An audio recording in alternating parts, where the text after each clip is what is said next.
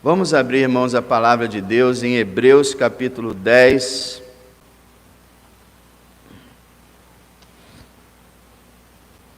Hebreus capítulo 10, verso 11 a 18.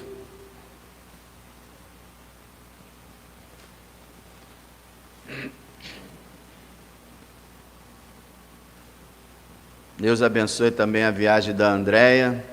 Andréia vai quarta-feira, né, irmã? Deus abençoe o seu voo, chegue lá bem. Hebreus 10, de 11 a 18. E assim, todo sacerdote aparece cada dia, ministrando e oferecendo muitas vezes os mesmos sacrifícios, que nunca podem tirar pecados. Mas este, havendo oferecido um único sacrifício pelos pecados, está assentado para sempre à destra de Deus.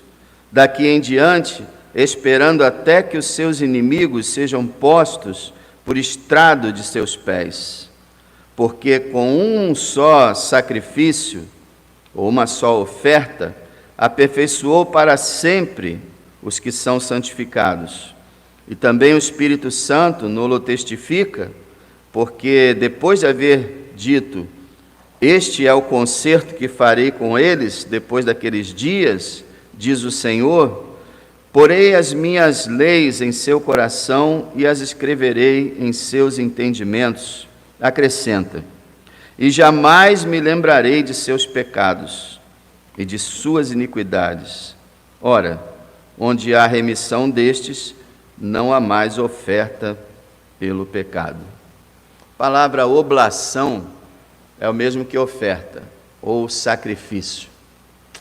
Irmãos, há um grande contraste no mundo. As religiões do mundo e a religião de Deus. As religiões do mundo são milhares. A religião de Deus é uma só. Nós chamamos de cristianismo, a Bíblia o chama de caminho, né? A religião do Evangelho. E isso é o que o autor procura explicar aos que estão indecisos. As religiões do mundo não podem fazer nada, mas a religião de Deus é eficaz. E o autor aqui, ele fala para a gente sobre dois lados dessa verdade. Nós vamos ver, em primeiro lugar, a impotência dos esforços humanos. A impotência dos esforços humanos. Desde a antiguidade, irmãos, o homem sentiu necessidade de ficar de bem com os seus deuses. E desde o princípio, o ser humano criou na cabeça dele que existem vários deuses. Não um único Deus, mas vários deuses. E ele sempre sentiu essa necessidade de ficar bem com Deus. Daí a gente já percebe que Deus colocou uma questão na consciência da humanidade, que era que eles estavam errados, que eles seriam corrigidos ou até punidos, e que eles precisavam resolver isso. Então, mesmo eles crendo em deuses errados, eles tiveram uma atitude interessante de temer a divindade. Então, eles faziam ofertas de bens, animais e até mesmo vidas humanas. Nós temos a história dos astecas, dos maias e dos incas, que são três civilizações admiradas, né? Exaltadas. Chegaram a dizer que o mundo ia acabar em 2012 porque o calendário maia tinha parado ali. Então, uma forte influência veio através dessas civilizações, mas essas civilizações, elas executavam sacrifícios humanos. No México já foi encontrado centenas, milhares de esqueletos de crânios de seres humanos, que eram sacrificados para acalmar a ira dos deuses. Inclusive tem a história da donzela de gelo, uma menina de 15 anos e outras 2 crianças que foram encontradas lá num vulcão do lado entre Argentina e Chile, e num lugar de mais de 5.000 metros de altura, e eles levaram lá essas meninas, adolescentes, essas meninas, para sacrificarem, e o corpo delas ficou exposto e nunca se deteriorou por causa da temperatura, foram congeladas. Esses povos escolhiam crianças, adolescentes de boa aparência e achavam que com isso estariam agradando aos deuses. Que deuses que eles acreditavam, né, irmãos? Os deuses que os seres humanos acreditam são violentos, ciumentos, amante dos prazeres, cheios de defeitos, cruéis. E esses deuses tentavam-se adorar eles através de sacerdotes e das suas crendices. Quanto sangue derramado em vão! Quantas pessoas morreram inutilmente, porque esses sacrifícios não poderiam fazer nada. A figura do sacerdote como mediador era conhecida em quase todas as nações, todo tipo de religião existia o seu sacerdote. Os sacerdotes israelitas no Velho Testamento também ofereciam, mas não seres humanos, ofereciam animais para, vamos dizer assim, obter a tolerância divina pelos seus pecados.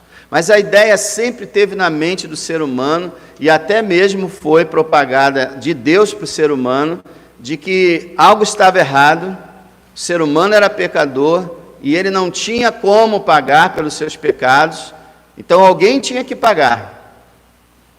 E aí, como os sacrifícios humanos eram constantes, Deus estabeleceu não sacrifícios humanos, mas de animais, por um tempo só, de uma forma intermediária. Hoje, as ofertas, oferendas, sacrifícios e rituais, cerimônias, continuam sendo feitas pelas religiões do mundo. Inclusive, de vez em quando, a gente fica sabendo de alguém que foi sacrificado, um ser humano. E continuam as oferendas, os sacrifícios, sejam de humanos, sejam de animais, seja dinheiro, seja o que for. As ofertas continuam, os sacrifícios, tudo continua tentando obter o favor da divindade. E assim a humanidade foi. E o livro de Hebreus, ele foi escrito para mostrar que o judaísmo foi algo transitório, temporário, onde havia ali um sistema de sacrifício de animais que não realizava absolutamente nada, mas que só apontava para a solução de Deus. Veja que interessante esse verso 11, como ele mostra a inutilidade do judaísmo do Velho Testamento e de todas as religiões que pensam poder agradar a Deus através de sacrifício. Olha o verso 11. E assim, todo sacerdote aparece cada dia, ministrando e ofertando, muitas vezes, os mesmos sacrifícios. A ideia da rotina, a ideia de algo vazio, de algo realizado, porque foi ordenado, mas, olha, todo sacerdote aparece, todo dia, era ofertado um cordeiro de manhã, um cordeiro de tarde, ministrando e oferecendo, muitas vezes, foram milhares e milhares de vezes, os mesmos sacrifícios. Agora olha como ele termina no verso 11, que nunca podem tirar pecados. Olha aí o problema. Sacerdotes, sacrifícios, cerimônias, rituais, ofertas, que nunca podem tirar o pecado. E o pecado é o grande problema, mas nunca podem esses sacrifícios dos judeus, ou os sacrifícios dos maias, dos astecas, dos incas, ou os sacrifícios que hoje acontecem por esse mundo, nunca podem satisfazer a justiça de Deus, reconciliar o homem com Deus, trazer paz com Deus, satisfazer a alma, salvar. Nunca podem. Irmão, nenhuma religião fora de Cristo não pode tirar pecado. Não é uma questão de arrogância, de respeito pelos outros religiosos. Nós os respeitamos.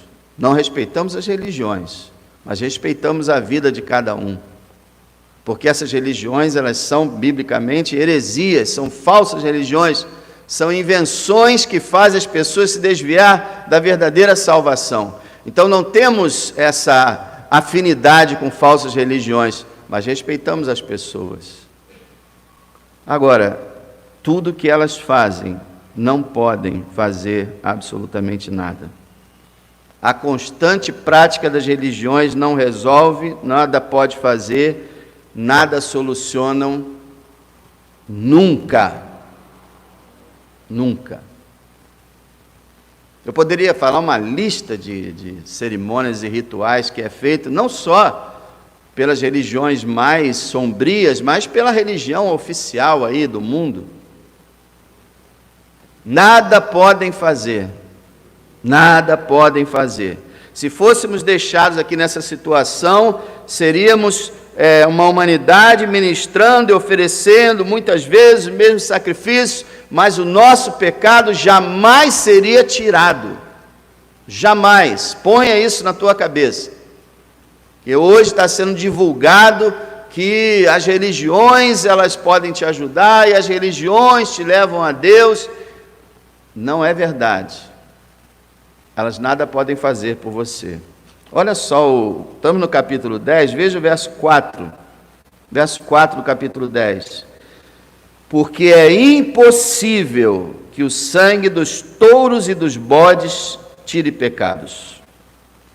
É impossível que o sangue de animais tire pecados. Aliás, eu digo até mais, é impossível que o sangue derramado pelos astecas, incas e maias possam tirar pecados.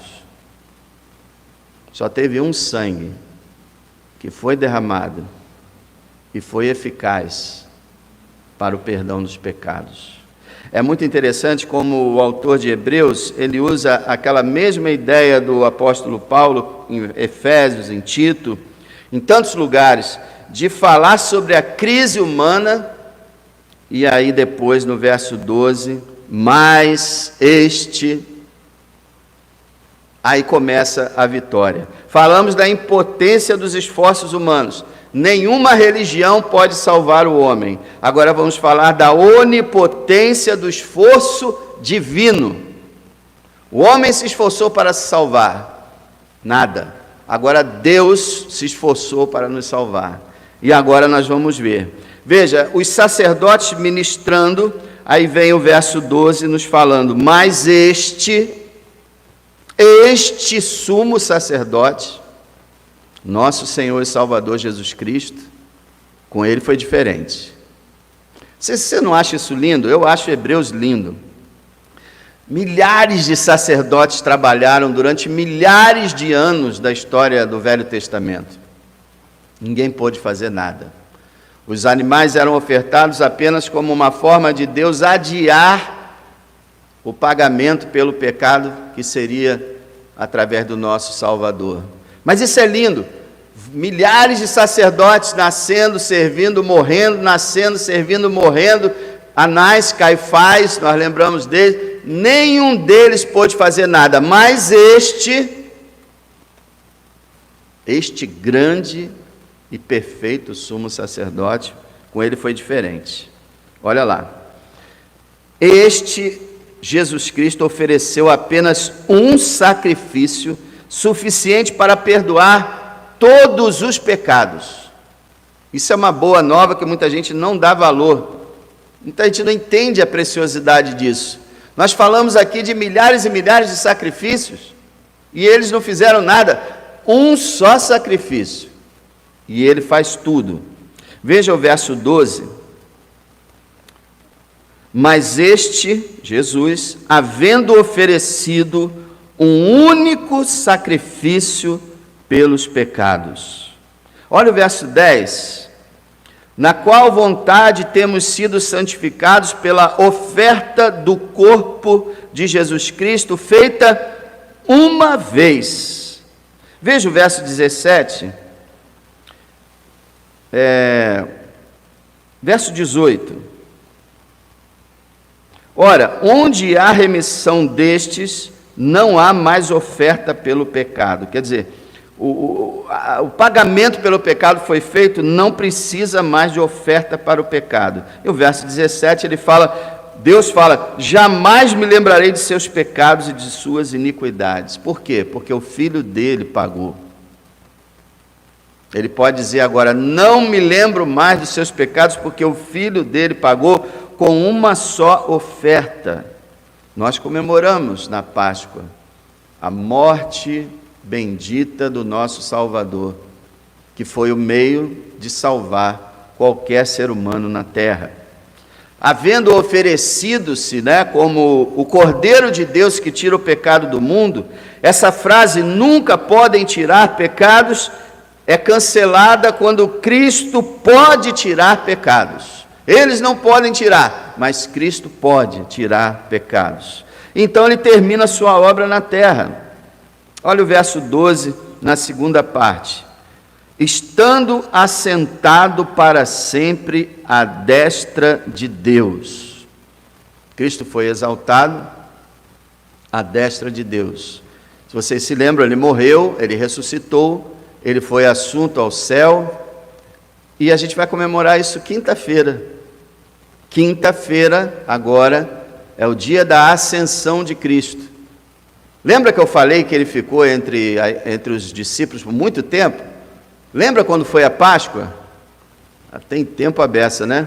40 dias. O Senhor ressuscitou no domingo, e aí passou 40 dias com o seu povo, e na quinta-feira que vem a gente comemora que ele foi elevado aos céus, e como diz o texto aqui, ele foi assentado à destra de Deus. A destra de Deus é o lugar de maior autoridade no universo. Assentado é para mostrar que ele terminou a obra da nossa salvação. Isso que quer dizer estar assentado. Eu sei que tem pessoas que trabalham sentadas, mas vamos imaginar que você trabalha em pé, então você está trabalhando, aí você termina o teu serviço, se você não está sentado o tempo todo, o que você quer fazer? Sentar, descansar. Você descansa do serviço depois que você o termina.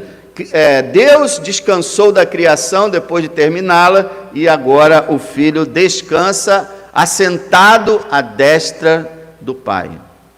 E concluiu a obra, terminou a obra, e foi exaltado, e sua obra foi aceita no céu, como está aí no verso 12, que ele foi assentado para sempre à destra de Deus, como diz lá o Salmo 110.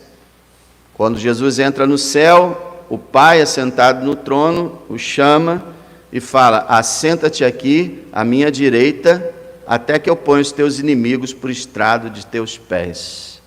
Então, o que o Senhor falou quando ele disse, assenta aqui à minha direita? Ele disse o seguinte, eu aceitei a tua obra, o teu sacrifício, a tua oferta.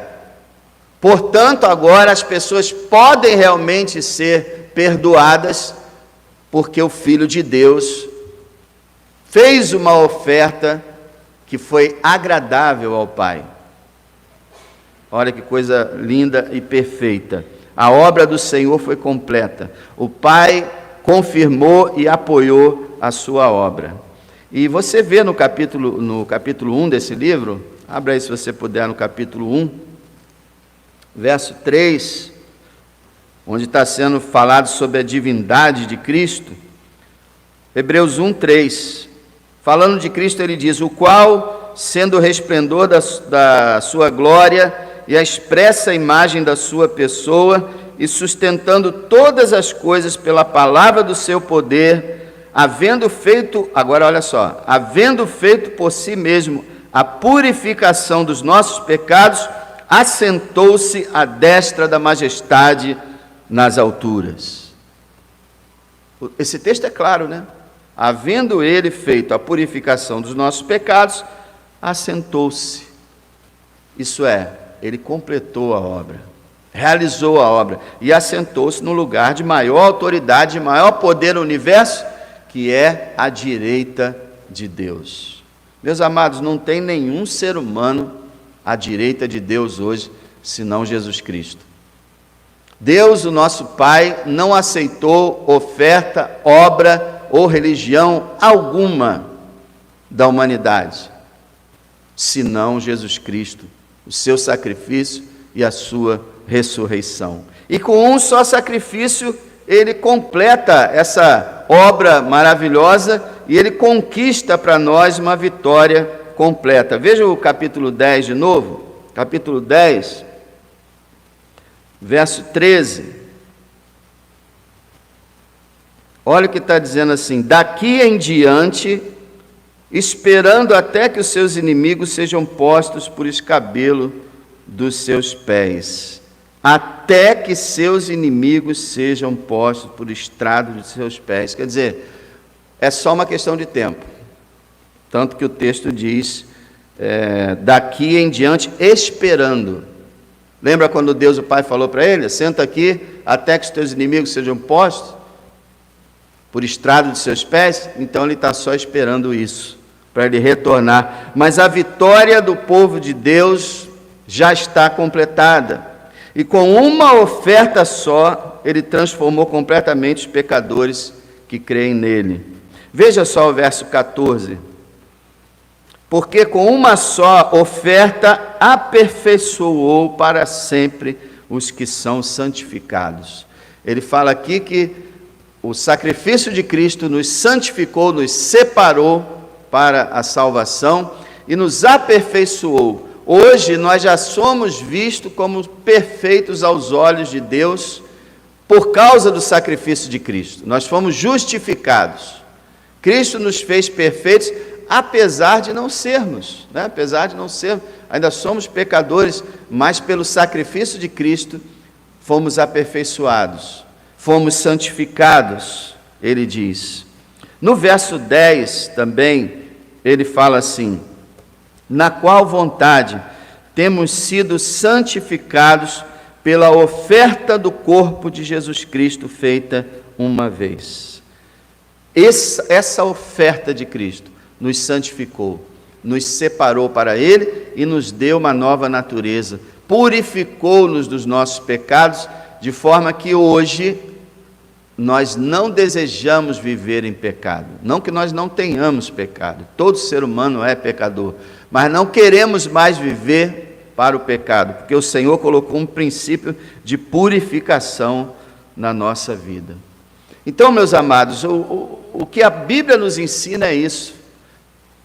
Nos homens não há esperança alguma, em líderes religiosos, nada, filosofia, pensamentos, estruturas, não, nada, em lugar nenhum podemos obter o perdão dos nossos pecados, somente em Cristo Jesus, só através do seu sacrifício suficiente. E uma coisa maravilhosa, tudo isso que Jesus Cristo fez é passado, transmitido a nós, somente pela fé. E aí que as pessoas não entendem o Evangelho, né? Mas não tem que fazer sacrifício? Não tem que subir a escadaria de joelho? Não tem que tomar banhos disso ou daquilo? Raspar isso ou aquilo? Não temos que nos oferecer para essa ou aquela entidade? Não temos que fazer uma iniciação religiosa? Não temos que estudar os antigos escritos? Não. A salvação vem de igual modo, tanto para ignorante quanto para o inteligente, pela fé. De modo que aquela pessoa que não tem muito entendimento, ela pode alcançar a salvação pela fé, e aquele que é extremamente inteligente, ele é humilhado, e pela simples fé, ele é salvo também. A única forma de realmente os nossos pecados serem tirados, lembra daqui do verso 11, quando ele fala, nunca podem tirar pecados, a única forma é por Cristo, mas pela fé nele. Porque temos um problema, as pessoas pensam, não, Jesus salvou o mundo, então eu estou salvo. Não, Jesus não salvou o mundo, no sentido que ele salvou a humanidade toda. Ele oferece a salvação para a humanidade toda. Ele salva aqueles que creem nele, que realmente confiam nele, que depositam nele suas vidas, que se apoiam nele, que não olham para ninguém a não ser ele. Essa é a diferença entre o verdadeiro cristianismo e o falso. O verdadeiro cristianismo, ele apoia-se somente em Cristo e nenhum outro, não em santos, não em imagens, não em anjos, nem em nenhum outro, espírito, guia, ou seja lá o que for. A fé que salva é uma fé só, é uma fé única, direcionada à pessoa de Jesus Cristo e a ninguém mais. Eu costumo dizer que Deus nos deu 2 olhos, e 2 olhos para se fixar em um ponto. Você pode estar olhando aqui, pode estar observando alguma coisa acontecendo ali, mas você não consegue pegar os detalhes, e nem faz bem você ficar fazendo isso. Porque Deus não te deu uma visão periférica, Deus te deu uma visão focada. Use seus 2 olhos espirituais para olhar somente para Cristo, para o sangue que ele derramou no Calvário. Lá ele pagou os nossos pecados. Por que ele tira pecados? Porque Deus puniu a ele, e aí ele pode trazer perdão aos outros. Nossos pecados estavam lá sendo punidos, meus amados. Então Cristo é a solução completa, definitiva, eterna, única e verdadeira e duradoura. Com sua morte e ressurreição, ele nos deu perdão, um novo coração, a salvação, a vida eterna. O que o livro de Hebreus te convida a fazer é crer somente em Jesus. Você é assim? Sua fé está somente em Cristo? Até evangélicos às vezes se enrolam, porque às vezes tem pessoas que têm fé na igreja, têm fé na denominação, têm fé no pastor, têm fé naquele ou naquele outro. Não. Sua fé tem que estar exclusivamente em Jesus Cristo. Confia nele. Confia nele de verdade. Nele e somente nele. Então você terá a vida eterna. E uma outra coisa que o texto fala é que esse Senhor, que desceu da sua glória, morreu pelos nossos pecados, ressuscitou dos mortos, ascendeu aos céus, está assentado à direita de Deus, lembra, foi-lhe dada uma promessa. O Pai prometeu, fica aqui meu filho, até que eu ponha os teus inimigos por estrado de teus pés. O que o Senhor Deus estava falando para o seu filho? Você vai voltar lá. Eu te enviarei lá, para terminar esse ciclo que você começou. Então o verso 13 fala, daqui em diante esperando até que ele destrua e vença os seus inimigos. Daqui em diante esperando, desde que ele fez a sua obra, ele está esperando. Até que. Essas 2 palavrinhas, até que, e essa palavra esperando, que nos lembra de esperança, são fundamentais. Até que nós estamos aguardando. Não acabou não, viu? Tem gente que às vezes fica infeliz, né? A fé cristã, eu sou salvo, mas tanta dificuldade, né? Tanta coisa, e acabou? Não, não acabou. Não acabou. Nós estamos esperando até que aquele que tirou nossos pecados, aquele que foi crucificado, venha novamente. Agora não nascendo numa manjedoura, mas vindo em glória, nas nuvens, quando o céu se abrir, e Ele se revelar, junto com milhares e milhares dos seus anjos, Ele voltará, para realmente levar a gente para o lar celestial. Essa é a sua fé? Você está esperando o Senhor? Você sonha com isso? Como nós cantamos aqui agora, né? Eu vi que os irmãos estavam cantando bem animados, glória a Deus por isso.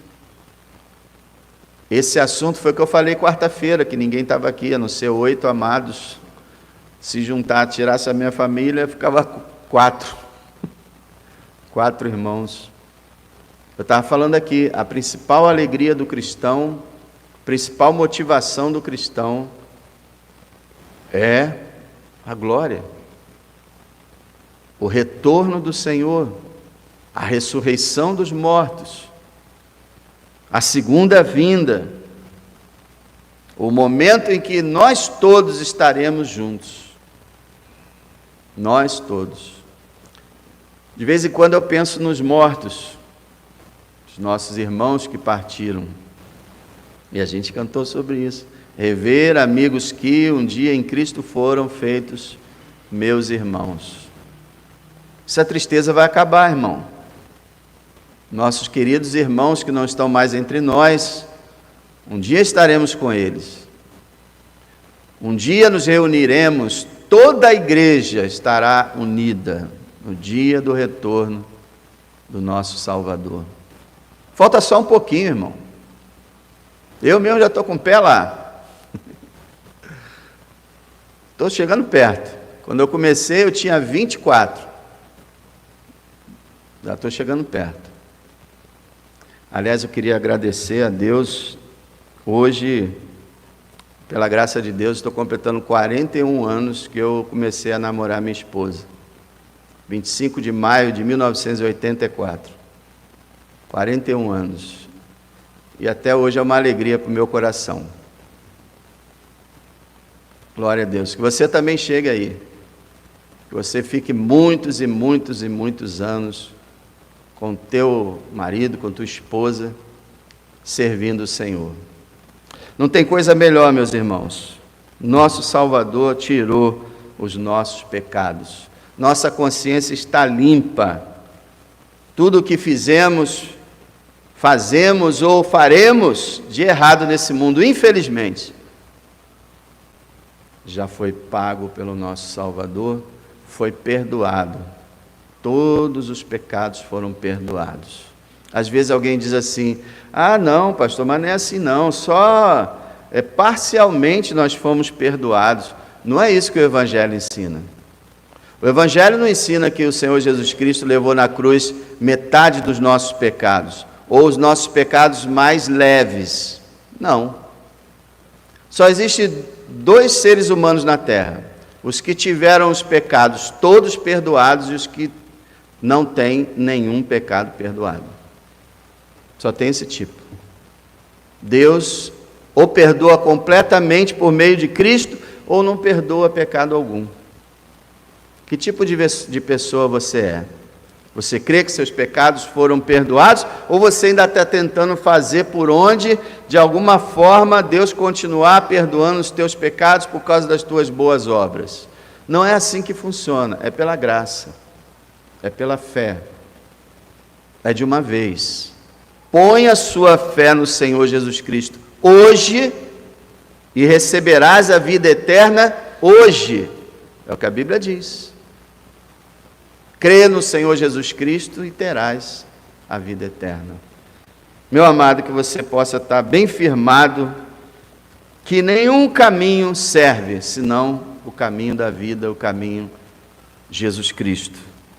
Que você pode confiar nisso, pode acreditar. Ah, mas isso parece ser, é bom demais para ser verdade. Eu não acredito que é assim, não. Claro, de repente você está com a mentalidade da religião do mundo. As religiões do mundo dizem assim: faça o bem e alcançarás o perdão, a glória, seja lá o que for. O Evangelho diz: creia naquele que fez. Você não tem condição de fazer bem algum. Você pensa que pode fazer algum bem para que o Senhor aprove você? O Evangelho não ensina isso. Crê naquele que fez. Tem muitos cristãos aqui, graças a Deus. Se todos derem a resposta certa, qualquer ímpio que chegar perto de você e falar assim: você é salvo por quê? A resposta imediata deve ser: porque Jesus Cristo, o Filho de Deus, derramou seu sangue por mim, lá no Monte Calvário. E lá eu obtive o perdão e a salvação. Essa é a resposta. Essa é a resposta. Que você possa crer no Senhor hoje e ter a sua consciência tranquila, porque o Senhor levou seus pecados. Alguns dizem: mas aí você está incentivando o pecado? Claro que não, claro que não. Aquele que vive em pecado não pode dizer que é crente. Quem é crente de verdade se afasta do pecado, automaticamente. Há uma guerra contra o pecado. Então você não vai encontrar um cristão verdadeiro vivendo uma vida de qualquer forma. Ah, eu fui salvo pela fé lá, eu aceitei. E vivendo no pecado? Claro que não. A verdadeira fé leva à santificação, leva a uma transformação, mas que não é você que opera, mas o Senhor. Que Deus te dê esclarecimento sobre tudo isso, que você possa pôr a sua confiança no sacrifício do bom Redentor. Como diz aquele hino, em nada ponho a minha fé, senão na graça de Jesus, no sacrifício remidor, no sangue do bom Redentor. Você louva ao Senhor por isso? Falou-se agora no Salmo 103, bendize a minha alma ao Senhor, tudo que há em mim, bendiga o seu santo nome. Rapaz, você e eu somos terríveis pecadores, e o Salvador derramou seu sangue, nos resgatou, nos limpou, nos purificou, reservou um lugar na glória para nós. Como podemos ficar neutros? Não tem como ficar neutro. Tem que comemorar, tem que louvar, tem que adorar, tem que viver feliz com essa graça maravilhosa, e que ela alcance sua vida hoje, amém? Pai, obrigado, Deus, por esse evangelho maravilhoso. Obrigado, Senhor, porque no meio das trevas o Senhor resplandeceu sua luz. Em meio de uma humanidade perdida, ignorante, o Senhor revelou sua verdade. Obrigado porque milhões já conseguiram ver essa verdade pela fé. Obrigado que muitos aqui já conhecem o Senhor. Que tu, ó Deus, eu te peço, salves aqueles que ainda estão faltando no nosso meio encontrar a vida eterna. Em nome de Jesus, ó Deus, que a graça do Senhor Jesus Cristo, o amor de Deus Pai e a comunhão do Espírito Santo seja sobre a sua igreja hoje e eternamente. Amém.